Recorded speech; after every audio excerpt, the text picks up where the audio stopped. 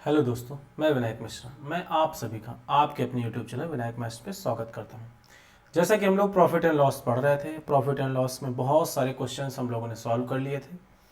बहुत सारे previous year question लगाए थे। आने वाले एग्जाम में जो जिन क्वेश्चन की एक्सपेक्टेशंस थी वो भी क्वेश्चन हम लोगों ने सॉल्व किए। चलिए उसी श्रृंखला को आगे बढ़ाते हुए कुछ और अच्छे और अलग टाइप के क्वेश्चंस को सॉल्व करने की कोशिश करते हैं।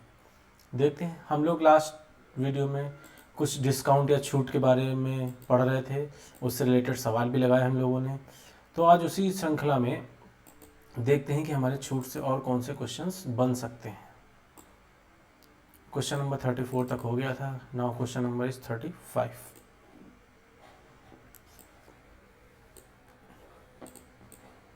क्वेश्चन नंबर 35 क्या कह रहा है?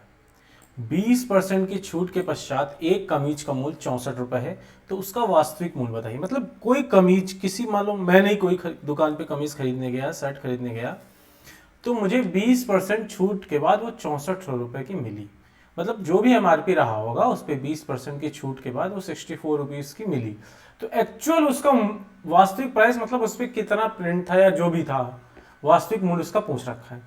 तो कोई दिक्कत वाली बात नहीं है, सो सिंपल। हम मान लेते हैं कि वास्तविक मूल्य उसका 100% रहा होगा, 20% छूट के बाद मिला, इसका मतलब 80% में मिला होगा। और इसी 80% की वैल्यू कितनी है? 64। और 100% की वैल्यू निकालना है। तो मैं फिर से भी बताऊंगा आपको, 80 नीचे आ जाएगा, ये 100 इधर आ जाएगा, 0 से 0, 8 8 64, कितना आ जाएगा? 80। ठीक है। और मैं बार बार आपको बता रहा हूं, अब 64 क्या है एक्चुअल में? जो 64 है वो है क्या? उसने बोला 20% छूट के पश्चात एक कमीज का मूल्य 64 रुपए। 20% छूट के पश्चात, इसका मतलब ये 80% की वैल्यू है। कितने की वैल्यू? 80% की। 20% छूट के पश्चात कमीज का मूल्य 64 रुपए। इट मींस ये 80% की वैल्यू है, हमें 100% की वैल्यू निकालना है। यही देखो मैंने यहाँ पे लिखा हुआ है, यहाँ से आप निकालेंगे 80 आंसर आ जाएगा। इस टाइप के क्वेश्चन बहुत ज्यादा हो चुके हैं। आई होप आप इसको समझ सकते हैं। चलिए नेक्स्ट क्वेश्चन की ओर हम लोग अग्रसर होते हैं। देखते हैं नेक्स्ट क्वेश्चन क्या है हमारा। आपके पास घर में जो भी बुक अवेलेबल हो उससे आप इस चैप्टर को जरूर सॉल्व करें, क्योंकि जब तक घर पे प्रैक्टिस नहीं करेंगे तब तक कोई भी फायदा नहीं होने वाला। क्वेश्चन नंबर 36 क्या कहता है, देखते हैं। एक वस्तु का अंकित मूल्य 975 और इससे 897 में बेचा जाता है, तो छूट का प्रतिशत बताइए। देखो MP उन्होंने दे रखा है, MP के बारे में बोला है। MP जो है इनका 975 रुपये। कितना है? 975। और इसे 897 बेचा, मतलब SP सेलिंग प्राइस कितना है? 897। तो डिस्काउंट पूछ रहे हैं, डिस्काउंट। तो डिस्काउंट का so simple method, MP minus SP बटे MP। ठीक है। डिस्काउंट परसेंट निकालेंगे इनटू 100। डिस्काउंट निकालने के लिए MP में से SP घटाते हैं, और MP माइनस SP का मतलब क्या होता है? डिस्काउंट। MP में से SP घटा दोगे, इसका मतलब हमारा वो क्या? Discount. Discount upon MP into 100। वही प्रॉफिट एंड लॉस परसेंट जैसे निकालते हैं वैसे डिस्काउंट परसेंट। प्रॉफिट और लॉस परसेंट हम CP पे निकालते हैं, डिस्काउंट परसेंट हम MP पे निकालते हैं। ठीक है। तो अब समझो, MP से CP घटा, SP घटा दो, कितना डिस्काउंट आया? देखो 75 तो इधर हो जाएगा, और 3 78 का डिस्काउंट दिया। कितने का डिस्काउंट दिया? 78 का। और कितने पे दे रहा है? 975 पे, और इसका 100। सबको बात समझ में आ गई? कभी भी अगर हम डिस्काउंट परसेंट निकालेंगे तो डिस्काउंट परसेंट हमेशा MP पे निकलता है, क्योंकि हम मार्क प्राइस पे ही डिस्काउंट देते हैं, ना सेलिंग प्राइस पे देते हैं, ना कॉस्ट प्राइस पे देते हैं। अगर प्रॉफिट और लॉस परसेंट निकालना वो कॉस्ट प्राइस पे होता है, लेकिन हमें डिस्काउंट परसेंट निकालना किस पे होगा? मार्क प्राइस पे। तो उसने मार्क प्राइस 975 रखा था और सेलिंग प्राइस उसने 897 में बेच दिया। तो उसने पूछा कितना परसेंट डिस्काउंट दिया। खाली रुपए में डिस्काउंट पूछता तो 78 रुपए का डिस्काउंट दिया था। ठीक है। और घटाना सबको आता ना, देखो मैंने कैसे किया, सो सिंपल। 975 मान लो हम ये लिखते हैं 900 ही है। ठीक, 897 को 900 मान लेते हैं। तुम देख रहे इधर तो 75 बढ़ रहा है और 3 इधर और कम है, इसका मतलब 78 ज्यादा होगा। ये सब आपको ऐसे सीखना पड़ेगा, समझ गए? अब देखो 78 बटे 975, अब इसको कैसे काटोगे? देखो 78 आ रहा है, 78 आने का मतलब मेरे दिमाग में कुछ आ रहा है कि 13 के टेबल में आ सकता है।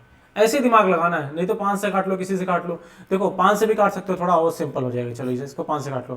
देखो ये 25 चक्कू 100 हो जाएगा, और ये 25 से कम 25 25 25 75 तक चला जाएगा। ठीक है।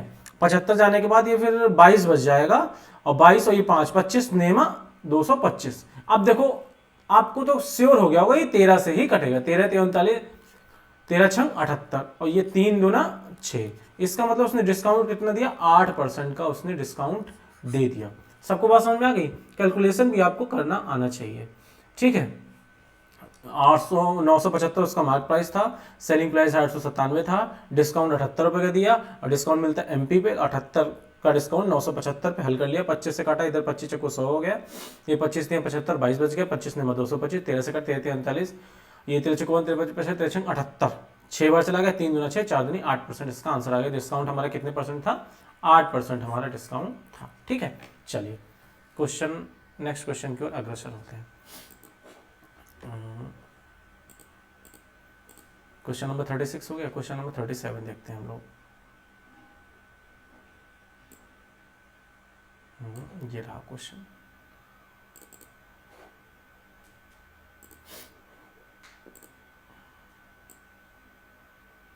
देखो इस टाइप का मैंने क्वेश्चन आपको पहले भी करा रखे हैं, ठीक है। ये क्या बोलता है, एक व्यापारी अंकित मूल्य पर 10% छूट देता है, फिर भी वह लागत मूल्य पर 17% लाभ कमाता है। यदि वह वस्तु अंकित मूल्य पर बेचता तो उसका प्रतिशत लाभ। कहने का मतलब उसका कोई मार्केट प्राइस होगा, उसमें उसने कुछ छूट दी, छूट देने के बाद भी उसको कुछ ना कुछ प्रॉफिट हुआ। लेकिन अगर कह रहा है वो, देखो एक एग्जांपल लेता हूँ, मान लिया मार्केट प्राइस उसका 100 है और सेलिंग प्राइस 80 है, ठीक है, और इस पे भी ये जो उसको फायदे हो रहा है, ठीक है। कॉस्ट प्राइस हम कितना मान लेते हैं, कितना मान लो, कुछ भी मान लो भाई, 60 मान लो, हमारे समझ से इसको मानने की जरूरत नहीं, मैं समझाना क्या चाह रहा हूँ वो समझो। मैं कह रहा हूँ उसने क्या बोला, एमपी पे उसने 20% का डिस्काउंट दिया, एमपी पे 20% का डिस्काउंट दिया, फिर भी उसको यहाँ पे कुछ ना कुछ प्रॉफिट हो रहा था, फिर भी कुछ ना कुछ उसको क्या हो रहा था, प्रॉफिट हो रहा था। चलो मान लो कितना प्रॉफिट निकाल लो, 20/60 गुणे 100, 20 या 60 मतलब 33 से 1/3% का उसको यहाँ पे प्रॉफिट है। 60 का सीपी 80 में जा रहा है, तो 33 से 1 प्रॉफिट कितने का हो रहा है, 33 से 1/3% का। मतलब मार्केट प्राइस पे उसने 20% का डिस्काउंट दिया, फिर भी उसको 33 से 1/3% का प्रॉफिट हो रहा था। अभी सामान कितने में जा रहा है, 80 में जा रहा है। अब वो कह रहा है अगर सामान 80 में ना बेच के मार्केट प्राइस 100 पे ही बेच दें, अगर हम 100 पे ही बेच दें तो बताइए प्रॉफिट, तो 60 की चीज 100 में गई, 40 का प्रॉफिट 60 में, 20 दूना 40, 20 2/3 मतलब 66 से ही 2/3%। ये सवाल नहीं, मैंने आपको समझाया कि एक्चुअल में मैटर क्या है। अब सवाल समझो, समझ के सवाल क्या कर रहा है, पहले मार्केट प्राइस पे उसने कुछ डिस्काउंट देके बेचा, वो बोल रहा है अगर मार्केट प्राइस पे डिस्काउंट ना दे, डायरेक्ट मार्केट प्राइस पे बेच दे तो प्रॉफिट बताइए। देखो लास्ट वीडियो में मैंने आपको सीपी और एमपी का रिलेशन पढ़ाया था, सबको पता है सीपी एमपी, जब कभी भी सीपी और एमपी से सवाल आए, सीपी एमपी का रिलेशन आप याद रखना, 100 माइनस डिस्काउंट बटे 100 प्लस प्रॉफिट, ये सीपी एमपी का क्या होता है, रेशियो होता है। और समझना मेरी बात को, 100 माइनस डिस्काउंट, डिस्काउंट कितना 10% का, 100 में से 10 गया 90, और लागत मूल्य 17% लाभ कमाता है, कितना आ गया 117। सबको बात समझ में आ गई, ठीक है। तो कहने का मतलब ये हो गया कि सीपी एमपी का रिलेशन जो है मोस्ट इंपॉर्टेंट है। मैंने लास्ट वाली वीडियो में इसको बताया था ये कैसे आता है रिलेशन, ठीक है। अब समझो, सीपी बटे एमपी 100 माइनस डिस्काउंट, डिस्काउंट 10% हो गया, 90 हो गया, प्रॉफिट 17% का 17 हो गया। अब इसको काट लो, ये 9 से काटो, 9 कम 9 और 9 कम 9 और 9 तिया 27, 13 में 117। सीपी उसका 10 है और एमपी 13 है, ठीक है। उसने यही तो बोला, यदि अंकित मूल्य पर वस्तु बेचता है, किस पे बेचता, अंकित मूल्य पर, तो सीपी उसका 10, अंकित मूल्य 13, तो अंकित मूल्य पे ही तो बेचा, तो हमें एसपी की तो यहाँ पे जरूरत ही नहीं पड़ी, तो 13 पे 10 की चीज 13 पे बेच रहा है, तो कितने का फायदा ले रहा है, 3 का, और कितने पे 10 पे इंटू 100, तो कितना आ जाएगा हमारा 30% उसको क्या हो रहा है, प्रॉफिट हो रहा है, ठीक है। अब ऐसे मत लगाना है कि सीपी इधर लो, फिर एसपी लो, फिर एमपी लो, फिर आप कुछ ना कुछ यहाँ पे माना चला ये आप इसको मानो 100, फिर इस पे छूट दे के 90 लाओ, फिर ये 117% की वैल्यू है, 117% निकाल के फिर यहाँ से सीपी निकालो, फिर सीपी की वैल्यू निकाल के फिर सीपी एमपी से रिलेशन बैठाओ, तब आपका आंसर आएगा। जब हमको सीपी और एमपी का डायरेक्ट रिलेशन पता है कि सीपी एमपी का रिलेशन क्या होता है, और बात हमको सीपी एमपी से ही करनी है। भाई उसने पूछा है कि अंकित मूल्य पर बेचे, अंकित मूल्य पर बेचे मतलब एमपी पता होना चाहिए, तो उसका प्रतिशत लाभ, लाभ किस पे कैलकुलेट करते हैं, सीपी पे कैलकुलेट करते हैं। सबको बात समझ में आ गई। उसने पूछा अंकित मूल्य पर वस्तु बेचे मतलब एमपी, और उसका कितना प्रतिशत लाभ, मतलब सीपी, इसका मतलब सीपीएमपी में हमको खेलना, तो सीपीएमपी में हम खेलिए, 10 की चीज 13 में गई, 3 का फायदा, तो कितने परसेंट हो गया, 30% का उसको क्या हो गया, प्रॉफिट हो गया। नेक्स्ट क्वेश्चन की ओर बढ़ते हैं हम लोग।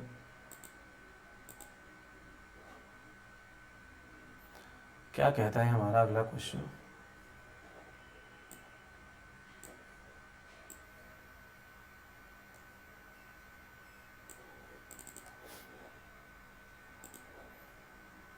एक कंपनी रिटेलर को सामान बेचते वक्त अपनी वस्तु के अंकित मूल्य पर 30% छूट देती, रिटेलर उस वस्तु अंकित मूल्य पर बेचे तो उसका प्रतिशत, कोई दिक्कत नहीं। देखो भाई एक कंपनी है, यहाँ पे एक कंपनी है, ठीक है,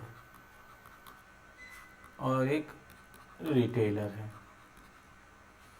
क्या बोला है, एक कंपनी रिटेलर को सामान बेचते वक्त अपनी वस्तु के अंकित मूल्य पर 30% छूट देता। मान लो इसका 100 रुपए का सामान था, कंपनी का 30% छूट देकर रिटेलर को 70 का पड़ा, ठीक है। कंपनी ने सामान रिटेलर को बेचा 30% छूट के साथ, तो रिटेलर को कितने का पड़ा, 70 रुपए का पड़ा। अब वो बोला रिटेलर उन वस्तुओं को अंकित मूल्य पर बेच देता है। देखो रिटेलर को 70 का मिला, मतलब रिटेलर का लिए सीपी कितना है, 70 रुपए।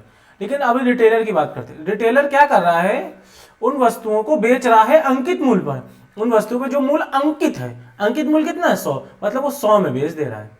सबको मेरी बात समझ आ गई कि कंपनी ने रिटेलर को 30% छूट पे दिया, मतलब कंपनी ने तो 70 रुपए का दिया, लेकिन रिटेलर ने क्या किया, भाई रिटेलर 70 का तो बेच नहीं देगा कस्टमर को, अगर ये कस्टमर को बेच रहा है तो 70 का तो बेच नहीं देगा, तो रिटेलर ने क्या किया, मार्क्ड प्राइस पे बेच दिया। एक्चुअल में मार्क्ड प्राइस हमारा था क्या, मार्क्ड प्राइस कितना था, 100 था, तो मार्क्ड प्राइस बेच दिया। लेकिन अब ये रिटेलर बेच रहा है मार्केट प्राइस पे, तो रिटेलर के लिए एसपी हो जाएगा ना, ये तो रिटेलर 100 का बेच रहा है, तो रिटेलर के लिए एसपी हो जाएगा। बस प्रॉफिट पूछा, 70 की चीज 100 में गई, मतलब 30 बटे 70 गुणे 100। सबको मेरी बात समझ में आ गई, तो ये काट दो, 3/7 हो गया। देखो यहाँ पे देखो 1/7 सबको पता है, 14 सही 2/7% होता है, और 3/7 निकालो, 14 3 42, 3 42 सही 6/7% का उसको क्या हो गया, प्रॉफिट हो गया। भाई ये 3/7 ही तो लिखा है, 100 को हटा दो तो 0 कट जाएगा, 1/7 हमको पता है कि 14 सही 2/7 होता है, तो 3/7 निकालेंगे, इसको 3 से मल्टीप्लाई करनी पड़ेगी, 14 3 42, 3 9 6 42 सही 6/7% का उसको क्या हो जाएगा, प्रॉफिट हो जाएगा। सबको ये सवाल समझ में आ गया कि कंपनी ने रिटेलर को 30% छूट पे बेचा, रिटेलर ने उसको मार्केट प्राइस पे बेच दिया, मतलब 100 पे बेच दिया, उतना प्रॉफिट निकालना था। कोई कठिन सवाल नहीं है। नेक्स्ट क्वेश्चन की ओर बढ़ते हैं।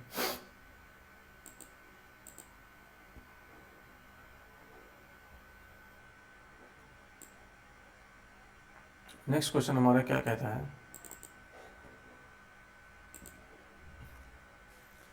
यदि किसी वस्तु की लागत मूल्य उसके अंकित मूल्य का 5/9 है, वस्तु पर 20% लाभ होता, छूट का प्रतिशत बताइए। कोई दिक्कत नहीं भाई, उसने बोला वस्तु की लागत मूल्य उसके अंकित मूल्य का 9 है, यहाँ पे लिख लो सीपी, एसपी और एमपी। ये सवाल कहाँ से उठ गया भाई, चलो निकलो यहाँ से, ठीक है। अंकित मूल्य का सीपी जो है, सीपी जो है एमपी का 5/9 है, तो एमपी को 9 मान लेते हैं हम, सीपी कितना आ जाएगा, 5 आ जाएगा। भाई 5/9 का मतलब क्या हो गया, सीपी एमपी का 5/9 है, एमपी का 5/9 क्या है, सीपी है। सबको बात समझ आ गई, तो सीपी इधर ले आओ, तो 5/9 क्या हो जाएगा, 9/5, तो एमपी 9 हो गया, सीपी 5 हो गया। भाई सीपी एमपी का 5/9 है, तो सीपी इधर ले आओ, 9/5 हो जाएगा, तो एमपी मैंने 9 मान लिया, सीपी कितना हो गया, 5। वस्तु को 20% लाभ होता है, तो 20% लाभ होता है, इसका मतलब 5 में ही तो लाभ होगा, तो 5 का 20% निकालोगे तो कितना आ जाएगा, 1 रुपए, तो इसका मतलब चीज कितने में गई, 6 रुपए में, 5 दूनी 10 मतलब 1 रुपए में, चीज कितने में गई, 6 रुपए में। छूट पूछा है, छूट का प्रतिशत, तो छूट का प्रतिशत, अब बताओ छूट कैसे निकालते हैं, हमने बताया था डिस्काउंट कैसे निकालते हैं, एमपी माइनस एसपी, 9 में से 6 गया, 3 बटे एमपी, 3/9 मतलब 1/3, इसका मतलब 33 सही 1/3% का क्या मिला, इसको डिस्काउंट मिला। ये क्या है, डिस्काउंट। बड़ा ही सिंपल क्वेश्चन था, लेकिन बहुत ही ज्यादा एग्जाम में आता है ये। आगे बढ़ते हैं, नेक्स्ट क्वेश्चन क्या बोलता है, क्वेश्चन कहाँ गया भाई, क्वेश्चन नंबर आई थिंक 40 हो गया, 41 की ओर अग्रसर होते हैं हम।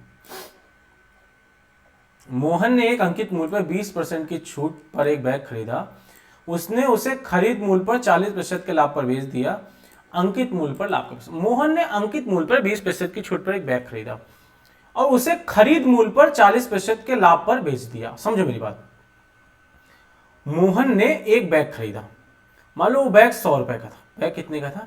बैग पर मार्केट प्राइस जो था वो 100 रुपए था, और मोहन को कितने में मिला? वो मोहन ने 20% छूट पर खरीदा, इसका मतलब मोहन को 80 का मिला, तो मोहन के लिए कॉस्ट प्राइस हो गया।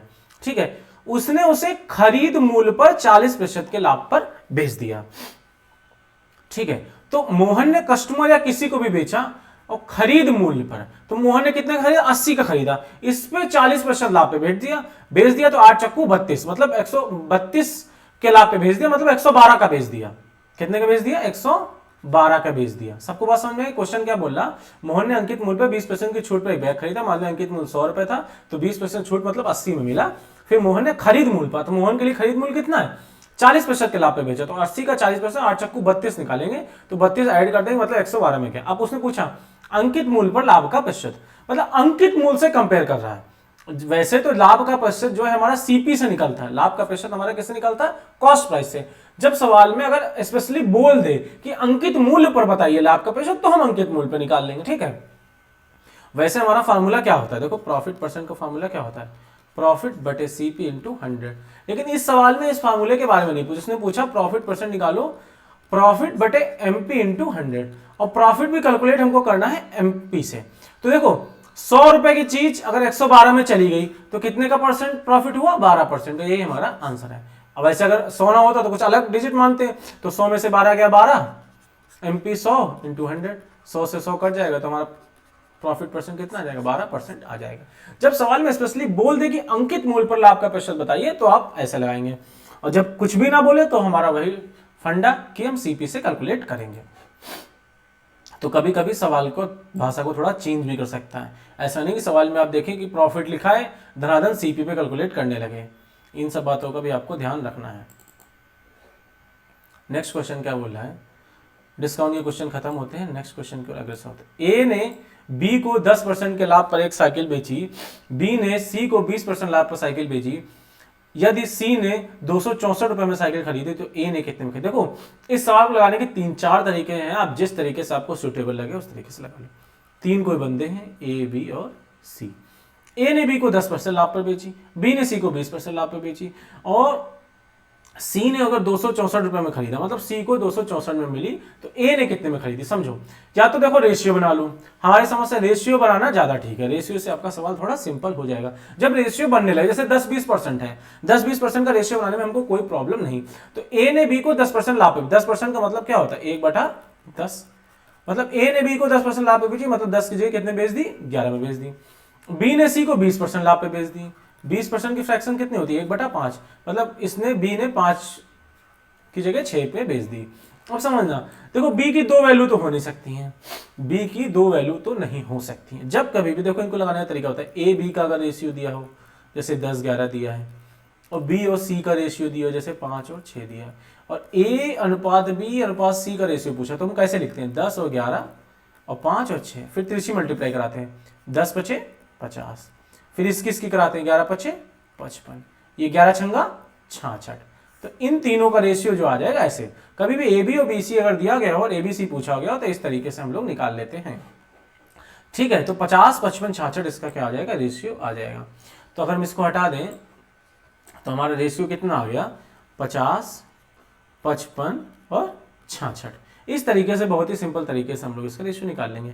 ये हमने इनका रेशियो निकाल लिया। अब सी को 264 में पड़ी, मतलब 66 यूनिट की वैल्यू जो है वो 264 रुपए, और उससे ए के बारे में पूछा, मतलब 50 यूनिट की वैल्यू निकालनी है। तो ये ऑब्वियस सी बात है, 11 से तो कटेगा, 11×6 = 66, 11×2 = 22, 11×4 = 44, और 6×4 = 24। ठीक, 1 यूनिट की वैल्यू अगर 4 रुपए है, तो 50 यूनिट की वैल्यू 50×4 = 200 रुपए में ए को साइकिल पड़ी। ए को साइकिल कितने में पड़ी? 200 रुपए में ए को साइकिल पड़ गई। सबको बात समझ में आ गई? ए को साइकिल हमको पड़ी 200 रुपए में। ठीक, एक तो ये तरीका, वैसे बेस्ट तरीका यही लगता है मेरे को। दूसरा तरीका आप क्या कर सकते हैं कि अब उल्टा चल लो। क्या चल लो? उल्टा चल लो। जैसे सी को 264 में मिली, अगर 264 में सी को मिली और बी ने सी को 20% लाभ पे खरीदो, 264 रुपए है ना, ये 20% लाभ के हैं, 264 रुपए किसके हैं, 20% लाभ के हैं, तो 100% निकाल लो, वो बी की वैल्यू आ जाएगी। तो इसको काट लो, 0 से 0 गया, 12 दूनी 24 और 12 दूनी 24 और 210 आ जाएगा। ठीक है, अब बी के लिए 210 की होगी और ए ने बी को 10% लाभ पे बेची, मतलब 220 भी 110 की वैल्यू, तो 100 की वैल्यू निकाल लो, 11 दूनी 22, इसका मतलब ए की वैल्यू कितनी आ जाएगी, 200 आ जाएगी। रिवर्स मेथड से भी आप इसका यूज कर सकते हैं। ठीक है, देखो अगर आपका फ्रैक्शन सरल पड़ रहा हो आपके सामने तो आप रेशियो मेथड लगाओ, रेशियो मेथड से आपका कैलकुलेशन ज्यादा होने के चांसेस नहीं है। ठीक है, कैलकुलेशन कम होने के चांसेस है। क्वेश्चन नंबर 43 देखते हैं, क्या बोल रहा है, ए ने बी को 4860 रुपए में 19% की हानि पे एक टेप रिकॉर्डर बेचा, बी ने सी को टेप रिकॉर्डर उस कीमत पे बेची जिससे ए को 17% लाभ होता है, बी का प्रतिशत लाभ। आई थिंक 4860 से हमें कोई मतलब नहीं, क्योंकि प्रतिशत लाभ पूछा है, पिछले वाले सवाल में रुपए पूछे थे इसलिए मतलब था। देखते हैं फिर भी, ए ने बी को 4860 में 19% की हानि पे बेचा, हम मान लेते हैं ये 100 का होगा, हम क्यों माने 4860, क्यों कैलकुलेशन बढ़ाएं, जब हमको परसेंट में आंसर देना, परसेंट में रुपए का कोई लेना देना नहीं, ये तो पूछा नहीं बी को कितने रुपए में मिलेगा, तो 4860 नहीं मानेंगे। ए ने बी को 19% हानि पे बेचा, 19% हानि का मतलब 81 में बेचा। बी ने सी को टेप रिकॉर्डर उस कीमत पर बेचा जिससे ए को 17% लाभ है, मतलब बी ने सी को उस कीमत पे बेचा जिसपे ए को 17% लाभ है, तो ए की कीमत 100 रुपए है, इसको 17% लाभ मतलब 117 में गया, बी का प्रतिशत लाभ 81 की चीज 117 में चली गई, तो ये कितना आ जाएगा 17 और इधर 19 है, तो 17 में 19 मत जोड़ो, देखो अगर जोड़ने में तकलीफ हो 17 में 19 मत, 17 में डायरेक्ट 20 जोड़ो, तो अगर 20 जोड़ दोगे तो कितना आ जाएगा 37 आ जाएगा, और एक क्या करो कम कर लो, इसका मतलब कितना हो गया 36 ज्यादा है, 36 कितने पे ज्यादा है 81 पे ज्यादा है, तो 9 चौक 36, 9 ने 4/9 है, तो 44 सही 4/9% इसका क्या है आंसर है, इसका प्रॉफिट। देखो 1/9 क्या होता है 11 सही 1/9, इससे 4 से मल्टीप्लाई करा दो 44 सही 4/9%। देखो लैंग्वेज को थोड़ा घुमा रहा है, डायरेक्ट नहीं पूछ रहा, उसने बोला ए ने बी को 19% हानि में बेचा तो 100 की जगह 81 बेचा, और बी ने सी को जो बेचा वो एक से उसने कंपेयर करा दिया कि ए को 17%, बी ने सी को बेचा तो, लेकिन जो कैलकुलेशन कराया वो ए से कराया, मतलब ए के 17% लाभ है, मतलब ए की वैल्यू 100 है, 17% लाभ मतलब 117 पे चला गया। सबको मेरी बात समझ में आ गई होगी। ठीक है, आगे बढ़ते हैं, आज की क्लास का लास्ट क्वेश्चन,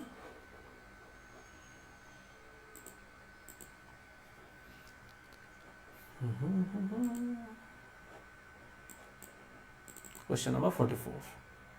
ये सब सवाल आप घर में प्रैक्टिस करिए और आपके पास जो भी बुक हो उससे लगाइए। एक व्यक्ति ने 10% हानि पर एक का अपने मित्र को बेची, कार होगा, कार लिख दिया, ये क्या है कार, एक कार अपने मित्र को बेची, यदि उसके मित्र ने उस कार को 54,000 में बेचकर 20% का लाभ कमाया तो वह कार का वास्तविक क्रय मूल्य। अच्छा देखो क्रय मूल्य की बात आ गई तो हमको इसमें पैसों में कैलकुलेट करना पड़ेगा, 54,000 को इंक्लूड करना पड़ेगा, अगर परसेंट पूछता ठीक है तो हम इसको रेशियो से लगाने की कोशिश करते हैं। अब समझो लगा हम वैसे भी रेशियो से देंगे, देखो रेशियो को हर जगह बढ़ा सकते हो।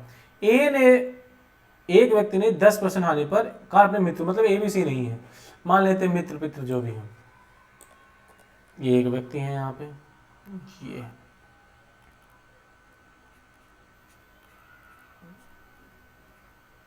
इन्होंने एक कार अपने मित्र को बेची, वो भी महिला मित्र थी,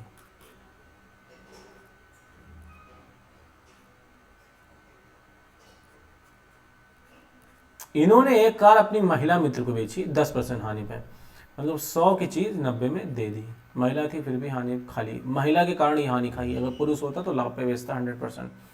यदि उसके मित्र ने उस कार को 54,000 में बेचकर 20%, ये थोड़ा और काबिल निकले, इनने एक दूसरे पुरुष मित्र को बेच दी, देख रहे हो महिला कहीं पर से भी कंप्रोमाइज नहीं कर सकती, इसने देखो पुरुष ने महिला को 10% हानि पर बेच दिया, मतलब इसने घाटा खा लिया, लेकिन महिला ने इसी कार को 20% लाभ पर बेच दिया, तो 90 का 20% लाभ 18 रुपए है, तो 18 जोड़ दो मतलब इसने कितने में बेची 108 रुपए में बेच दिया।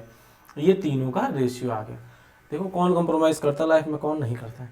ठीक है, और 54,000 में बेचा, इस व्यक्ति को 54,000 रुपए में वो कार पड़ी, मतलब 108 की कीमत कितनी है 54,000 रुपए, तो वास्तविक क्रय मूल्य मतलब 100% की वैल्यू निकालो, तो देखो 54 दूनी 108 हो जाएगा, इधर काटोगे तो 54 दूनी 108, 2 यूनिट की वैल्यू कितनी आ जाएगी, 1000 आ जाएगी। और 100 यूनिट की अगर हमको वैल्यू निकालनी है तो 100 यूनिट है, तो 2 में 50 से मल्टीप्लाई, इधर 50 से मल्टीप्लाई, मतलब हमारा कार का वास्तविक मूल्य कितना आ जाएगा, 50,000 रुपये आ जाएगा। कार का वास्तविक मूल्य हमारा कितना था, 50,000। फिर से मैं एक बार बता देता हूँ, एक व्यक्ति ने 10% हानि पर एक कार अपने मित्र को बेच दी, 100 की चीज़ 90 में चली गई, और इसने 20% लाभ पर अपने अगले मित्र को बेच दी, 90 पे 20% लाभ, मतलब 108 में बेच दिया। 108 की कीमत 54,000 दी गई थी, 54 दूनी 108 कर लिया, 2 यूनिट की वैल्यू 1000 आ गई, और 100 यूनिट की निकालनी, 50 से मल्टीप्लाई कर दोगे इसको, इधर भी 50 से मल्टीप्लाई, तो कार की एक्चुअल कीमत कितनी आ गई, 50,000। अब तो 50,000 में बाइक भी नहीं आती है। ठीक है, सबको सवाल समझ में आ गया। प्रॉफिट एंड लॉस एक बड़ा चैप्टर है, इसमें बहुत ज़्यादा क्लासेस हो सकती हैं, मैं क्लासेस कितने भी होने दूंगा, बट आपका कोई भी टाइप नहीं छोड़ूंगा। जिससे आप मेरे चैनल पे अगर आपने प्रॉफिट एंड लॉस पढ़ लिया तो किसी भी वनडे एग्जाम्स में आपसे प्रॉफिट एंड लॉस का कोई भी क्वेश्चन नहीं छोड़ सकता है। इसलिए पेशेंस के साथ देखें, ऐसा नहीं कि अगर पार्ट बहुत ज़्यादा आ रहा है, आपको लग रहा है बहुत लेंदी चैप्टर खींच रहा है, पढ़ाने को तो 3-4 वीडियो में पढ़ा दिया जा सकता है, कुछ को बताओ कैसे प्रॉफिट निकालते, कैसे लॉस निकालते हैं, कैसे छूट निकालते, बस बात खत्म। लेकिन पढ़ाई के साथ साथ, नॉलेज के साथ साथ हमको एक्सपीरियंस होना चाहिए। अगर हम किसी एग्जाम की बात करें, एग्जाम कब निकलता है, अगर एक पढ़ाकू बच्चा है, उसने 3-4 बुक ले ली, 3-4 बुक लेने के बाद सारी बुक रट डाली, उसका एग्जाम जिंदगी में कभी नहीं निकल सकता है। बुक रटने से, बुकवाम बनने से कभी भी कोई बच्चा एग्जाम नहीं निकाल सकता, जब तक वो एक्सपीरियंस ना ले, जब तक वो प्रीवियस ईयर के क्वेश्चन ना लगाए, एनालिसिस ना करे कि डिस्काउंट से प्रीवियस ईयर में कौन से क्वेश्चन आ रहे हैं या प्रॉफिट एंड लॉस से आ रहे हैं। सिंपल से बच्चे को पता प्रॉफिट निकालना, प्रॉफिट परसेंट फॉर्मूला प्रॉफिट बटे CP × 100, सिंपल फॉर्म आएगा, लगा देगा, थोड़ा सा सवाल घुमा देगा, जैसे अभी प्रॉफिट पूछ लिया, MP पे पूछ लिया, फिर क्या करोगे। इसलिए एक्सपीरियंस ज्यादा जरूरी है। प्रीवियस ईयर के क्वेश्चन लगाइए, नेक्स्ट क्वेश्चन क्या बन सकते हैं उन पर विचार करिए, जो आपके पास बुक है उनको लगाइए, बहुत सारे मॉक टेस्ट दीजिए। देखो मॉक टेस्ट देना तो बहुत ही जरूरी, बिना मॉक टेस्ट के आप एग्जाम क्लियर नहीं कर सकते। मॉक टेस्ट से आप अपनी क्षमता को आंकते हैं कि हमारे अंदर कितनी क्षमता है। आपने चैप्टर पढ़ लिया प्रॉफिट एंड लॉस, बुक से भी लगा लिया, परसेंटेज पढ़ लिया, 10 चैप्टर पढ़ लिया, जब सामने हमारे मिसलेनियस क्वेश्चन आ रहे हैं तो क्या हम उनको सॉल्व कर पा रहे हैं कि नहीं कर पा रहे हैं। अगर नहीं कर पा रहे हैं, इट मींस हमने चैप्टर को अच्छे तरीके से नहीं पढ़ा। तो मिसलेनियस क्वेश्चन लगाने के बाद प्रयास करिए, जितने चैप्टर होते जाए उनसे मिलते हुए मिसलेनियस क्वेश्चन जरूर लगाइए। ठीक है, मिलते हैं नेक्स्ट वीडियो में। Thank you so much.